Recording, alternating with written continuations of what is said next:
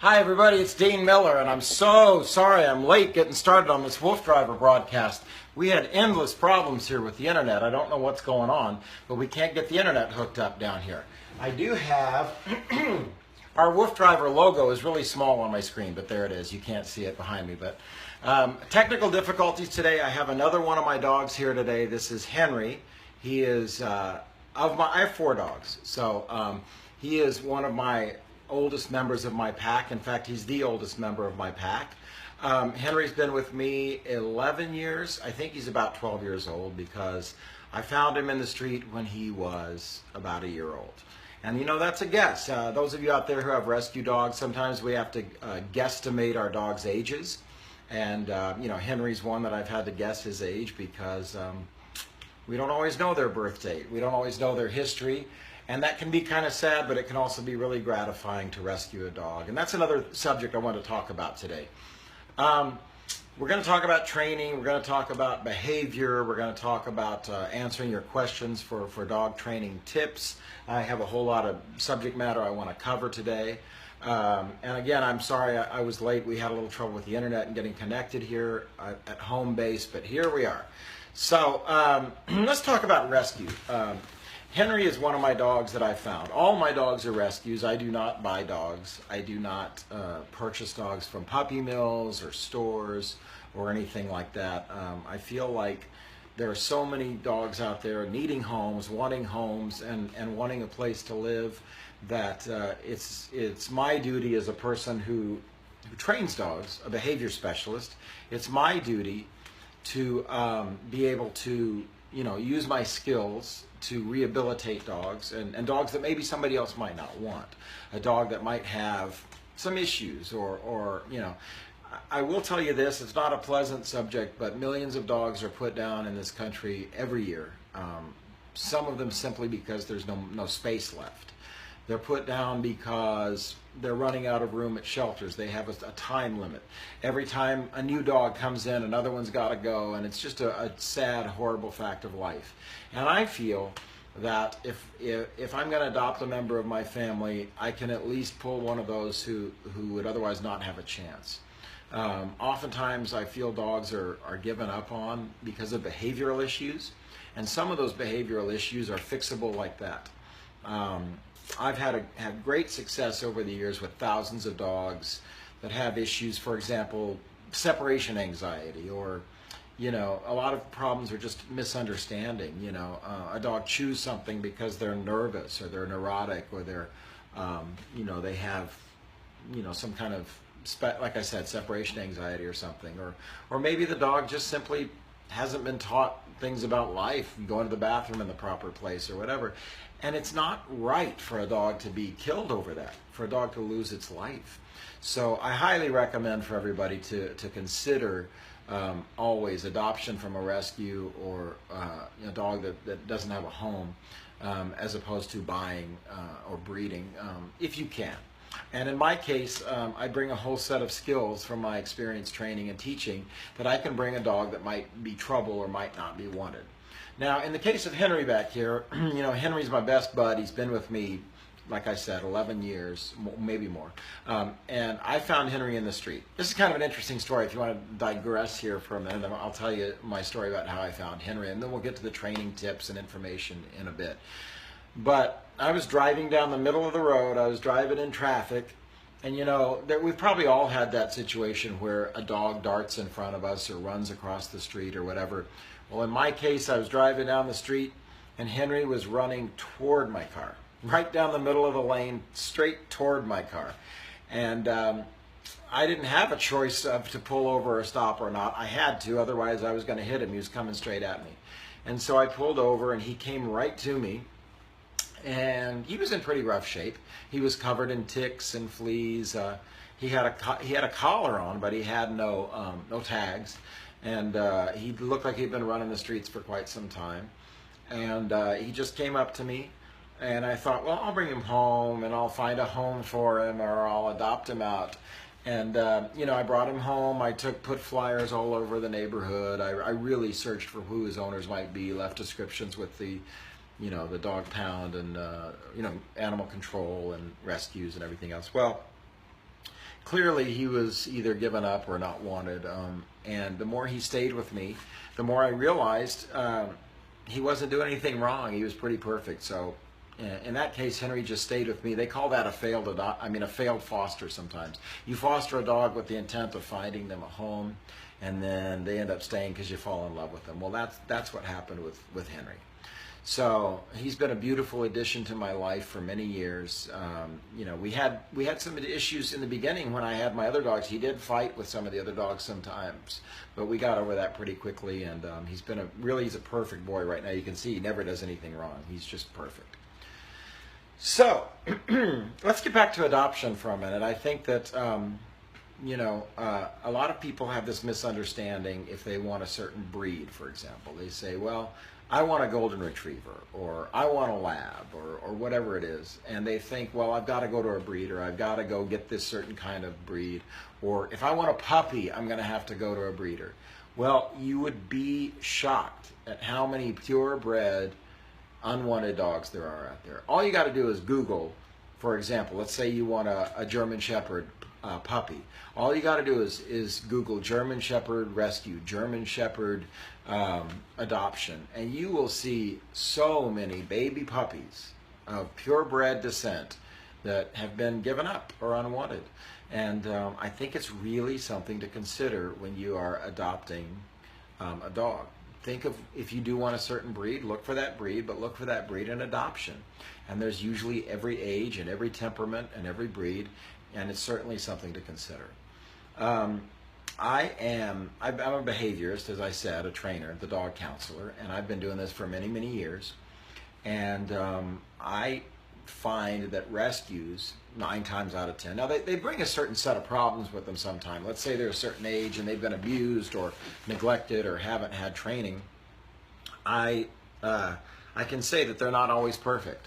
But what I can tell you is that 9 times out of 10, dogs that I have dealt with, when they come from a bad background or a sad background, they have a frame of reference. They know, you know, I came from the streets. I know what a bad situation is. So when they're rescued and brought into a beautiful, loving home, they often come into that home and they're able to say, gosh, this is amazing because I've been in a terrible situation. I know what I've got here. So they're often incredibly grateful and incredibly loving for having been rescued. Sometimes, now this is, you know, tough to admit, but you know, I have had dogs from puppyhood before, and from a little tiny age, from a young age, these dogs, sometimes because we love and spoil them so much, they get a sense of entitlement. I had a dog for 17 years. I raised her from a puppy at 6 weeks old, and she had sort of a princess disorder, I'll call it. She expected her food at a certain time. She expected to be treated like a princess because I loved her so much. In fact, let me tell you a cute little story. Oftentimes we inadvertently train our dogs and don't even know we're training them. Her name was Annie. Annie was my dog. I had 17 years. She was a mix between a beagle and a shepherd. And you know, sometimes through repetition, we don't even know we're training the dog. But Annie was trained. Basically, I would put her food down, and after I put her food down, I would kiss her on the top of the head, and then I'd walk away and let her eat, okay? So every day I'd do this routine. I'd put the food down, I'd kiss her on top of the head, walk away, and let her eat. Well, one day I forgot to kiss her. I just forgot to give her the little kiss on top of her head. And she just stopped and looked around and would not eat and was looking for me and couldn't believe that I hadn't kissed her on top of the head. So I had to go kiss her on the head before she'd start to eat. That's kind of a sense of entitlement. And often these dogs that are rescues, like Henry, they don't have a sense of entitlement. They had to struggle for their meals. They had to struggle for their survival. So they know when they're living in your home that they've got it really, really good. So it can be very, very rewarding to adopt a rescue dog and then to, you know, overcome some of those situations that they've been through, and they're incredibly grateful, and it can be a very loving relationship. I know I'm digressing. I'm sorry. I'm supposed to be talking about training tips and being the dog counselor and teaching, but I love these guys so much. Sometimes I get lost in my own little stories. So, but let me also tell you about this. When we adopt a dog, you know, we kind of sometimes can get caught up in their story, what their story was, or what they've been through, right? So, for example, we get a dog that's been abused, or a dog that's had a sad background, and then we feel sorry for them, and we love them, and we really want to just spoil them and love these problems out of them. Well, I always say, we need balance when we raise a dog. You do want to love them. You do want to give them everything that they deserve. You want to feed them. You want to love on them. But you also want to provide discipline, structure, jobs, things to do. A dog thrives on wanting to know what to do, wanting to know what the structure is, wanting to know what the schedule is. So, for example, I always say, if you adopted a child, okay, let's say you adopted a child that had a really sad background, and they maybe went through some neglect or something. When you bring that child into your home, of course we love them. Of course sometimes we get ice cream, and sometimes we go to Disney World and the park and everything else. But we also tell that child, eat your vegetables, do your homework, go to bed at 8, go to school, because those structures and those disciplines also help them feel relaxed, healthy, and balanced. Well, a dog is no different, and in fact, because of the way they're wired, and they are wired differently than we are, they thrive on this. So let's say we adopt a dog, and this dog has a sad background. Well, of course, love them, treat them, with all the love and goodness and respect you have in the world. But also, they're going to want to know, who's the boss? What time do we eat? Where do I sleep? What's expected of me? What are some behaviors I can learn? And I think that training and teaching leadership, structure, and discipline are equally as important as love, snacks, spoiling, which we want to do. We want to do both. So that's my philosophy of training. In fact, on my website, thedogcounselor.com, my slogan is teaching through love, discipline, and mutual respect. That is my philosophy. Teaching your dog through love, discipline, and mutual respect. I think those are the key foundation points to training a dog. And a dog is all about who is the alpha dog, who is the leader. So, you've heard this term alpha dog your whole life, and you've heard that they're pack animals and that they want to know who's higher up in the hierarchy. This does not ever mean mean, dominant, forceful alphaness. I often say an alpha dog is like the Godfather. He has nothing to prove. An alpha dog just believes they're the leader.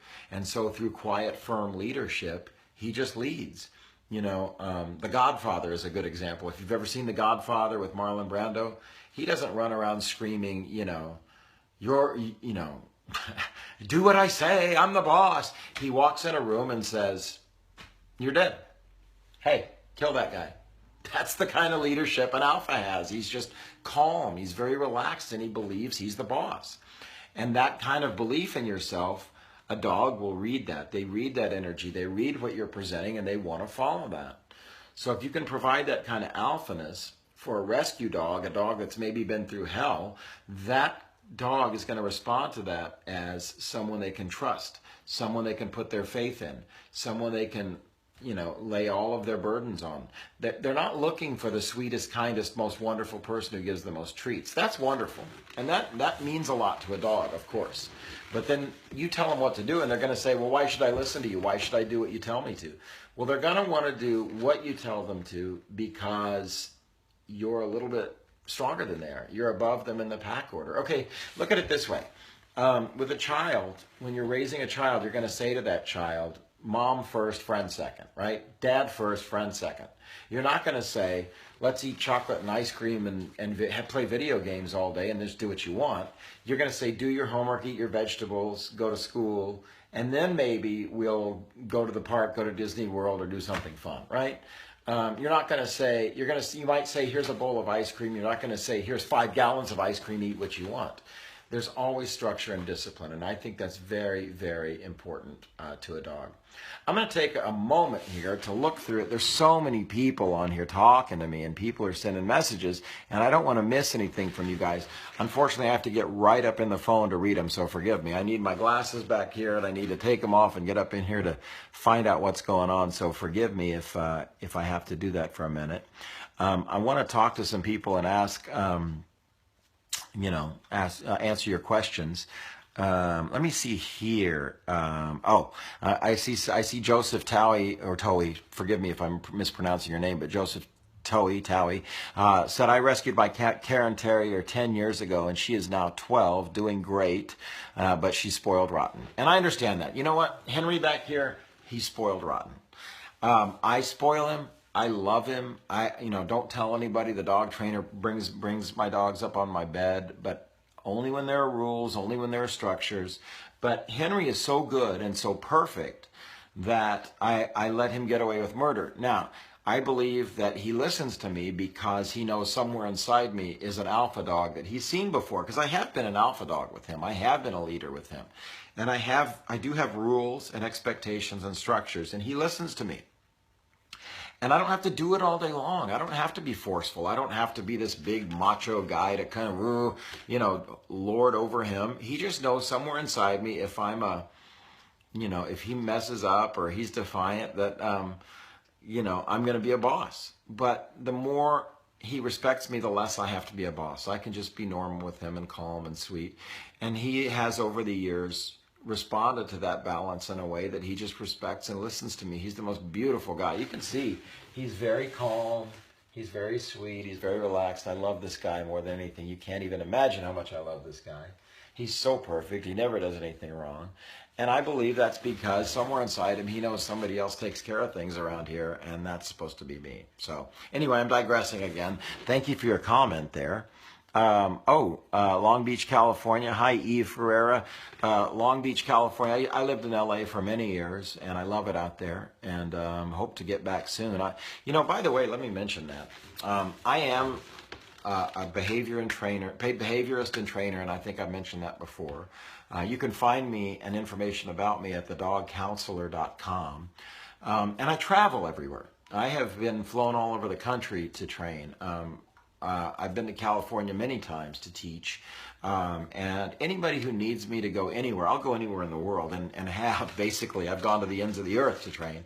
But if you need me to teach you and train, if you want to fly me out, I'm happy to go anywhere and work with you and your dog and give it my all. I've had over 15 years of training. I've had great success.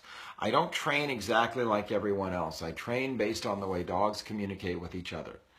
So when I start teaching you a few of my techniques, the dogs get it right away. I have pages of recommendations and letters on my website that you can read about, so you can know stuff about me and some of the success stories I've had.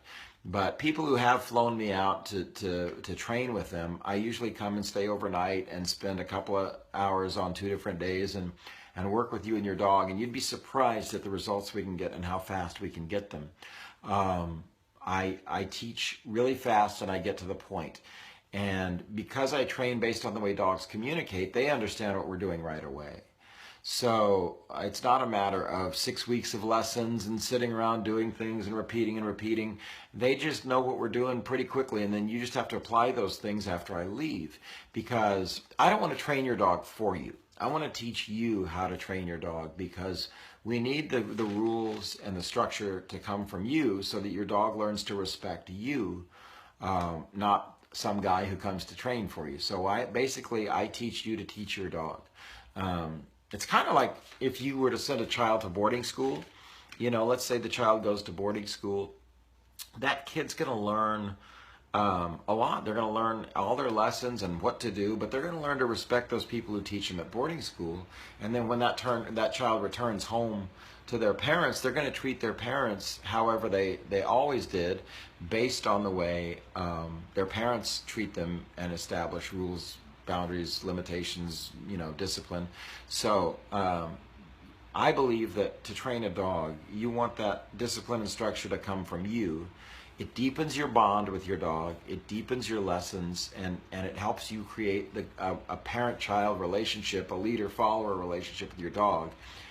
And you'd be amazed when your dog thinks that you're the alpha, when your dog focuses on you being the alpha. your dog tends to, first of all, relax, because they start to relax and think, wow, somebody else is taking care of all the structure and problems and discipline. And then they don't have the pressure of being security guard or making all the rules. Oftentimes when you're a firm, fair leader, that dog just relaxes and looks to you for what to do instead of looking to themselves for what to do, which puts a lot of pressure on them. But it also deepens your bond, because your dog wants to please their leader. They want to bend over backwards for their leader. They want to do anything to make that alpha dog love them and be led by them. So they're a little different from people in that way. Sometimes people think, if I'm an alpha dog with you and I tell you what to do, a person's going to think, don't push me around or tell me what to do. But a dog's going to think, thank you, I needed that. You know, they look for the structure. So I'm digressing a bit. I tend to talk a lot. I'm a real rambler. But if you do need specialized training or teaching, I do Skype training, Skype lessons. I can talk with you online. I can arrange just about anything, phone call consultations, and I do travel for training. So if you want to discuss that, that's fine. And I do have a book out. My book is called A Dog's Way, and it is available on Amazon.com. It's also available at my website, thedogcounselor.com. So if you want to check out my book, it's available too. So let me get back here to some comments and some questions. Let's see here. This is from Mandy Lauder. How do I stop my dog from jumping up on me all the time? Well, this is the never-ending question. This is the most common question I get. How do I get my dog to stop jumping on me? Well, here's one of the things I want to say about training and teaching. I'm going to give you a couple of tips in just a second. But I want to say that I'm not a believer in the way the internet does things, the way trainers do things, with what I call a one-size-fits-all training method. So, for example, I wouldn't teach a dog not to jump. I wouldn't teach a sensitive, quiet, shy dog the same way I would teach an aggressive, boisterous, active dog. Or, you know, every dog has their own personalities, their own sensitivities, and I would train jumping or any behavior based. I meet the dog where they are. That's a good way to put it. I meet the dog where they are, and whatever their personality is, that's what I'm going to do with that dog. So for one dog, a vocal command might be enough. For another dog, you might want to make a physical correction, and I don't mean harsh. I'm never harsh with a dog. Sometimes it's your body language, sometimes it's the way you present yourself.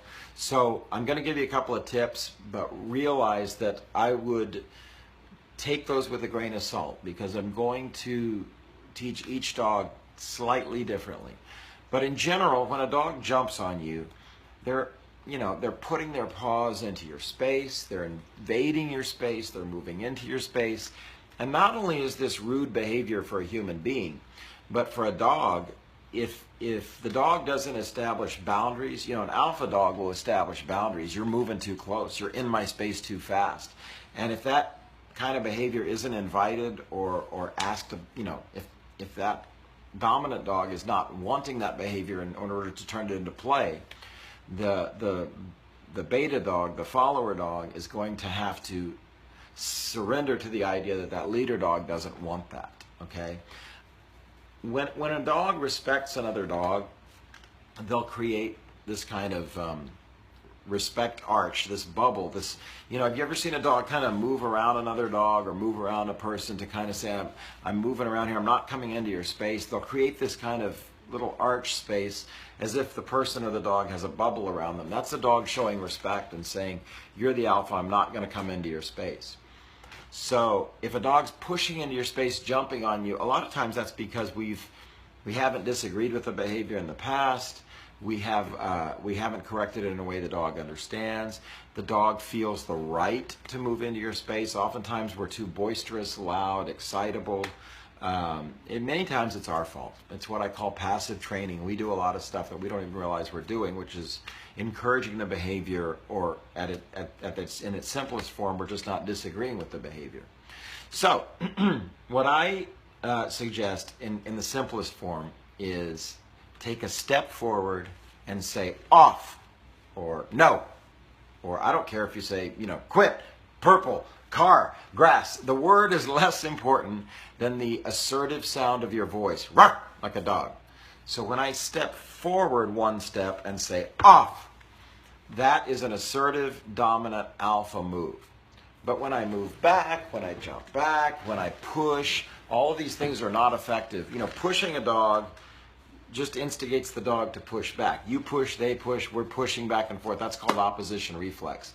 I want to move forward, correct, say off, and then stand my ground and wait for that dog to accommodate me. I want to be still after I've said off and step forward. Stand still. Hold your ground, because the message you're sending with your body is, I'm not moving, you move. That's very alpha behavior. I'm not moving, you move. So that's a quick little tip. I can give you more if you want to do a Skype conference, or let me meet your dog over Skype, or you know, if you want me to come and fly to meet you, I can arrange that too. So let me look on here some of these other things. Okay, that comment, I don't know how to help with that. Lori Martin writes in and says, we have a 10-year-old dachshund. She has gone blind and has started licking her paws incessantly. Her paws are now rough and raw. How can I stop this behavior? The most likely situation is that this is what I call self-soothing behavior.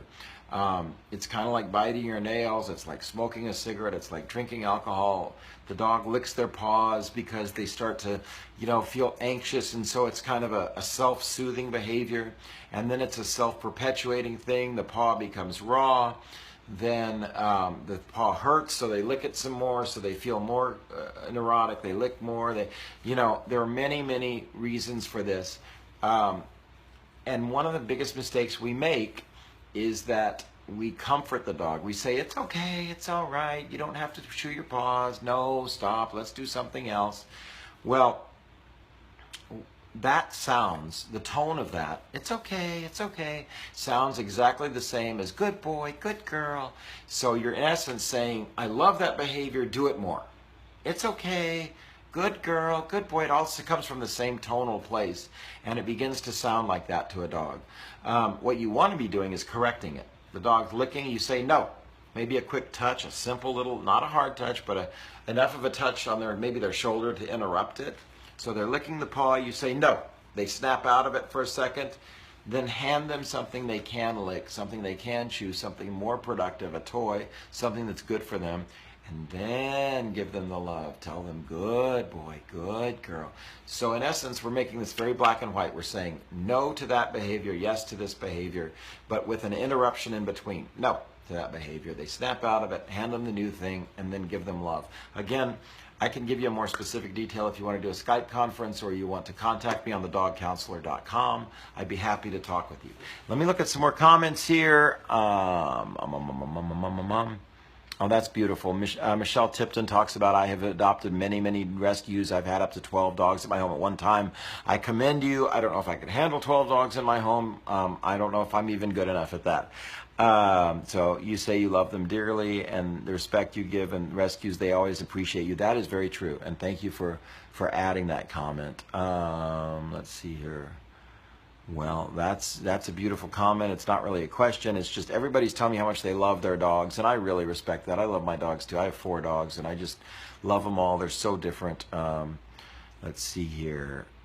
My dog has a hair loss problem. Do you know how to help that? Well, I don't know how to train a dog not to lose their hair, unless it's from nervousness and neuroses. I can help you with that. If you want to do a Skype conference, or you want to email, or you want to hire me for a session, I will fly out to wherever if you want to hire me for that. Thedogcounselor.com, please contact me. How do you teach a dog to use a sled? You know what? You should talk to the Wolf Driver who runs this channel. That guy, Bill, the guy who runs the Wolf Driver channel, he is the sled master. So talk to him about that for sure. Oh, somebody tells me I'm awesome. Thank you so much. Yes, I do totally love my animals. How do I stop a puppy from biting and jumping? More complicated than I can answer in this quick session, but definitely I have the answers for you.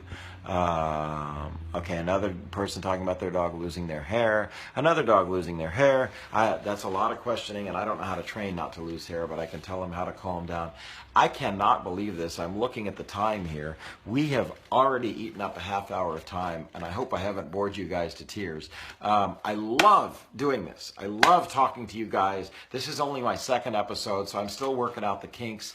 You know, I love teaching and training dogs. You may be able to tell this. My dog Henry makes me look good because he's so darn perfect.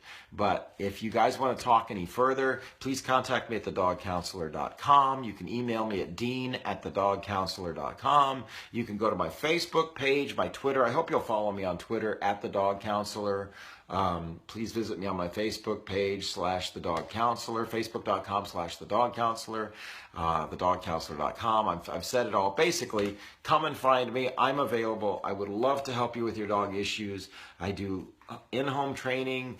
I do travel. I travel anywhere in the world, and I can set up a Skype conference with you or a phone conference or whatever works for you. I'd be happy to talk with you and help you.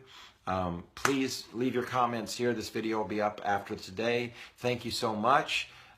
Please look for us on Sunday. We're going to do this again on Sunday, and I'll have more questions and more topics and more things to talk with you about.